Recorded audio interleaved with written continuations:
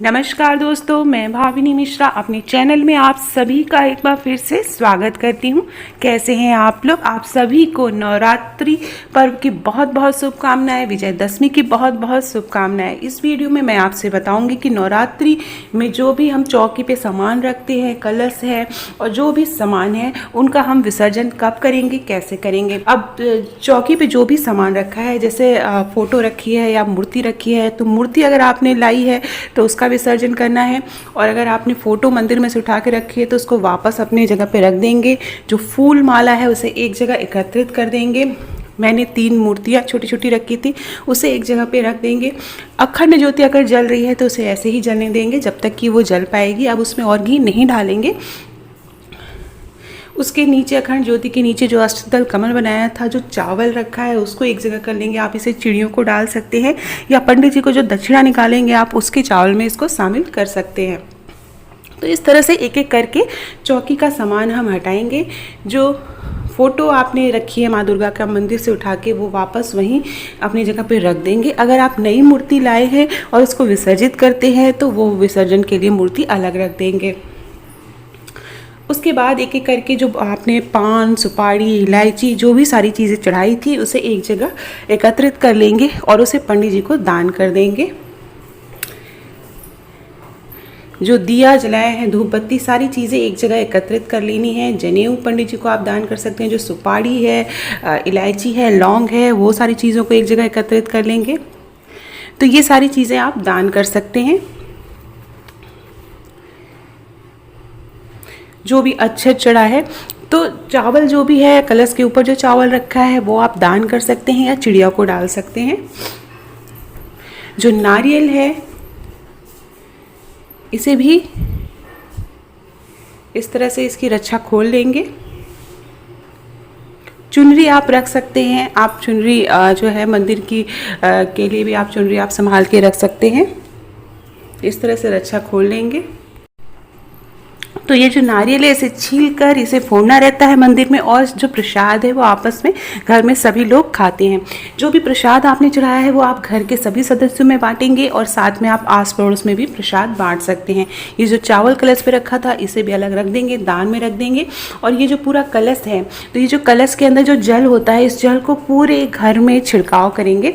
तो इससे बहुत ही पवित्र और पॉजिटिव एनर्जी आती है। तो कलश के अंदर का जो जल है उसे अपने घर के कोने कोने में, किचन में, बेडरूम में, ड्राइंग रूम में, पूरे घर में इस जल से छिड़काव किया जाता है। उसके बाद इसको हम एज इट इज़ रख लेंगे। जो ज्वारे हैं उनको भी हमें विसर्जित करना है, तो उसे साइड में रख लेंगे। चौकी पे जो भी कपड़ा बिछा था लाल रंग का, उसे आप संभाल के रख सकते हैं। उसे आप दान दे सकते हैं, या धो के आप उसे दोबारा भी कभी पूजा के लिए ज़रूरत है तो आप उसे वहाँ पे यूज़ कर सकते हैं। तो इस तरह से सारी चीज़ें उठा लेंगे। जो सिक्का कलश के ऊपर रखा था उसे आप चाहें तो अपने लॉकर में रख सकते हैं। इससे घर में कभी भी पैसे की कमी नहीं होती है। तो ये आप उपाय आप कर सकते हैं। तो सारी चीज़ें रखेंगे, और याद रखिएगा जब भी नवरात्रि समाप्त होती है, विसर्जन करते हैं, तो उसके बाद आप एक पंडित जी को या किसी ब्राह्मण को दान दक्षिणा ज़रूर करना चाहिए। एक दिन का खाना आप चाहें तो भोजन करा सकते हैं, या एक दिन का सीधा निकाला जाता है, उसके बाद आप कुछ दक्षिणा आप दान कर सकते हैं, या किसी ज़रूरतमंद को आप दान कर सकते हैं। तो ये सारी चीज़ें निकाल लेंगे। तो पहले तो जो है, जो कलश है और जो ज्वारे होते हैं वो विसर्जित कर दिए जाते थे नदियों में। लेकिन अब चूँकि नदियों को साफ़ सफाई का विशेष ध्यान दिया जाता है, गंगा जी की साफ़ सफाई का विशेष ध्यान दिया जाता है, तो आप घर में, आप जैसे फ्लैट में रहते हैं तो गार्डन नीचे होता है, तो वहाँ पर आप किसी साफ जगह पर इस तरह से गड्ढा खोद कर सारी चीज़ें आप वहाँ पर विसर्जित कर सकते हैं। तो जो ज्वारे हैं साफ़ सुथरी जगह लगा देंगे। तो इस तरह से एक एक चीज़ें आप विसर्जित कर सकते हैं। जो भी चीज़ें आपको लगे, जैसे श्रृंगार का सामान आपने चढ़ाया है तो कुछ प्रसाद के रूप में आप रख सकते हैं, किसी सुहागिन महिला को दे सकते हैं, या आप श्रृंगार का जो भी सामान है आप खुद भी यूज़ कर सकते हैं।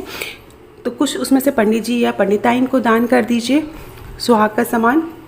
तो इस तरह से सारी चीज़ें हमें विसर्जित करनी है। आप सभी को विजयादशमी और दुर्गा पूजा की बहुत बहुत शुभकामनाएं। तो इस तरह से सारी चीज़ें आप, ये जो मैंने 3 पिंडियाँ बनाई थी, तो वो भी हम इसी तरह से विसर्जित कर देंगे। इस तरह से ज्वारों को इसी तरह आप अंदर जो है गड्ढा करके वहाँ पे डाल सकते हैं। तो इस तरह से सारी चीज़ें आपको विसर्जित करनी है। बहुत से लोग जो ज्वारे होते हैं उनको प्रसाद के रूप में ग्रहण करते हैं। ज्वारों को पीस कर खाते हैं, पीते हैं, उसका पानी पीते हैं। इससे भी पॉजिटिव एनर्जी आती है, स्वास्थ्य बना रहता है, सब माना जाता है। तो आप ऐसा भी कर सकते हैं। ज्वारे से जो हरी हरी जो है ज्वारे से जो घास निकली हुई है, ये बहुत ही ज़्यादा पौष्टिक और फ़ायदेमंद होती है। तो इसे आप काट करके इसे पीस कर आप पानी में मिला के पी सकते हैं। तो इससे जो है स्वास्थ्य बहुत अच्छा बना रहता है और माँ की कृपा बनी रहती है।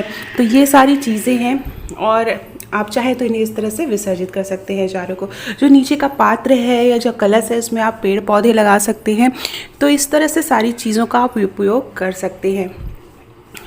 माँ की कृपा हम सब पर बनी रहे और सभी के घर धन्य धान्य से परिपूर्ण रहे, स्वास्थ्य बना रहे, इसी की मनोकामना करते हुए सारी चीज़ों को हमें विसर्जित करना है। चौकी पे से सारा सामान हटाकर चौकी पे जल डालना है, गंगा जल डालना है और एक बार हाथ फेरना है और प्रार्थना करनी है माँ से कि जो भी भूल चूक हुई है वो माफ़ करें। जो भी देवी देवताएँ हैं वो अपने अपने स्थान पर विराजमान हो जाएं।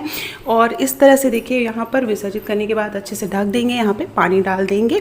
तो इस तरह से जो भी चीज़ें हैं, ज्वारे हैं, वो आप विसर्जित कर सकते हैं।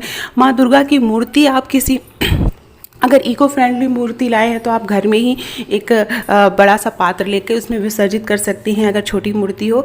या फिर मूर्ति को आपको विसर्जित करना है तो आप किसी नदी में या गंगा जी में आप वहाँ पे विसर्जित कर सकते हैं। इस तरह से पानी डाल देंगे।